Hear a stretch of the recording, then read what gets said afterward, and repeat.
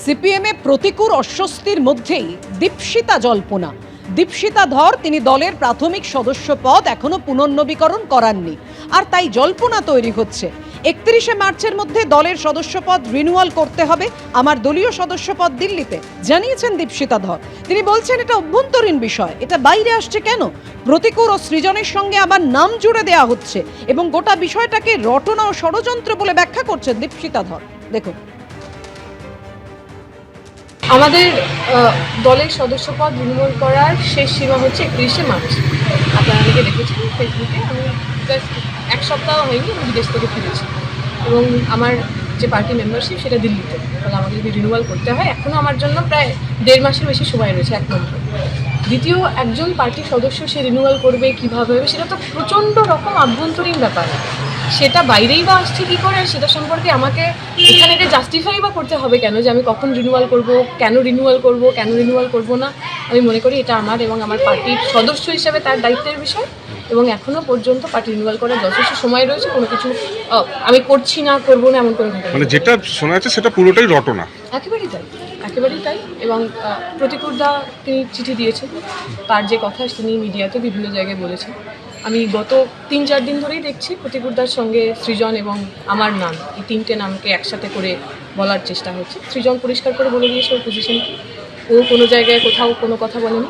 Similar for me, আমি এই যে প্রতিকূলের সঙ্গে আরও দুটো নাম জুড়ে দেওয়া এবং বিভিন্ন জায়গায় যে ধরনের কথাবার্তা শুনতে পাচ্ছি, নানা ধরনের ব্যক্তিগত কুৎসা, সেটা খুব অস্বস্তিকর এবং সেটা আমি ষড়যন্ত্র হিসেবে দেখছি।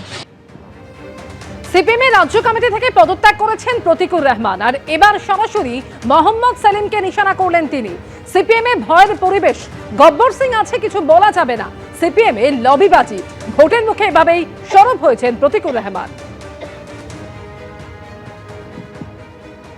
डर माहौल, ভয়ের পরিস্থিতি, গব্বর সিং আছে কিছু বলা যাবে না। কিতনে আদমি থে বলাও যাবে না।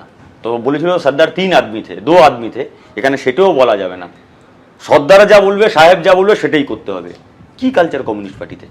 কেউ বলতে পারছে না, সবাই ভয়ের পরিস্থিতি আছে, এক্ষুনি বোধহয় কাছে যাবে। আমার কাছে তো দমবন্ধ মনে হয়েছিল, কার কাছে কি আছে আমি বলতে পারছি না। কেউ সেটাকে এনজয় করতে পারে। যারা সাহেবরা আমার কথা শুনছেন জেনে রাখুন, এটা একটা প্রতিকূল নয়। পশ্চিমবঙ্গের মাটিতে বুথে, ব্রাঞ্চে, ইউনিটে, লোকালে, তলায় হাজার হাজার প্রতিকূল আছে যারা প্রশ্ন করছে, এবং যারা প্রশ্ন করেছে বলেই তারা কর্নার হয়েছে। আজকের আমি প্রকাশ্য মুখ খুলেছি, হয়তো তারা পার্টির কারণে তারা মুখ খোলেনি, কিন্তু ব্যক্তির কারণে একদিন না একদিন মুখ খুলবে। সেদিন কিন্তু পালানোর পথ পাবেন না। মোহাম্মদ সেলিমকে নিশানা করেছেন, কিন্তু প্রশংসা করেছেন সূর্যকান্ত মিশ্রের। তিনি বলেছেন যে দলের সাধারণ সম্পাদক যখন ছিলেন সূর্যকান্ত মিশ্র, সমালোচনা করেছিলাম, কিন্তু তিনি ডেকে সেই সমালোচনা গ্রহণ করেছিলেন এবং পুরো বিষয়টা শুনেছিলেন। এটাই তো দলের সাধারণ সম্পাদক, এমনটাই তো হওয়া উচিত। একদিকে যখন মোহাম্মদ সেলিমকে নিশানা করছেন, এর পাশাপাশি লক্ষ্মীর ভাণ্ডারের প্রশংসাও করেছেন প্রতিকুর রহমান।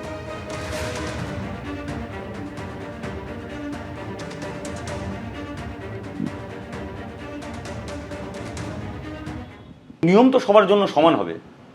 আমার জন্য নিয়ম হবে তুমি ইউনিট, লোকাল, জেলা পরপর ধাপ পেরিয়ে পেরিয়ে উপরে উঠবে। আর কিছু পিয়ারের লোক থাকবে যারা একটা সংগঠন ছেড়ে আর একটা সংগঠনের ডাইরেক্ট নেতৃত্বের জায়গায় বসবে। এই দ্বিচারিতা কেন হবে? এই কমিউনিস্ট পার্টির সঙ্গে যে কমিউনিস্ট পার্টির স্বপ্ন আমি দেখেছিলাম তার সঙ্গে মেলাতে পারছি না। রাজ্য সম্পাদক সহ কিছু কিছু পিয়ারের লোক আছে, কিছু কিছু কঠোরের লোক আছে, কিছু কিছু খাস লোক আছে যাদের পরিমণ্ডলে উনি আবদ্ধ থাকেন, এবং তাদের কথা, ওনার কথাই তাদের কথা হয়। ওনার সেখানেও বলি তারা বলেন। এবং শুধু রাজ্য সম্পাদক না, এরকম অনেক দক্ষিণ জেলা সেক্রেটারি আছেন, ওনার কথাতেই দল চলবে, ওনার কথাতে হ্যাঁ বলতে হবে, ইয়েস স্যার বলতে হবে, তবে তুমি পদোন্নতি হবে। আচ্ছা, এতে দলের মধ্যে স্বার্থান্বেষী নয় যে তুমি তোমার মতের বিরুদ্ধে গিয়ে অন্যজনের মত তুমি হ্যাঁ বলছো, না বলছো, যা বলছে তাই করছো কেন? শুধুমাত্র পদ পাওয়ার জন্য। এতে অনৈতিক নয়? প্রশ্ন করা যাবে না? আগে রাজ্য সম্পাদক ছিলেন সূর্যদা, মিটিংয়ে ঢেলে সমালোচনা করেছি। ডেকেছেন কাছে, কি হয়েছে বলো আমাকে, আমি এই বিষয়টা আমার সমালোচনা লাগছে, আমি তাই করেছি। বললো ভালো করেছো। তারপর দিন ডাকলেন, ডেকে বললেন শোনো অমুক বইয়ে পড়েছি আমি, তুমি যে লাইনটা বলেছো তোমার লাইনটা ঠিক, কিন্তু ওই নতুন ভাবনাটা তুমি দেখতে পারো।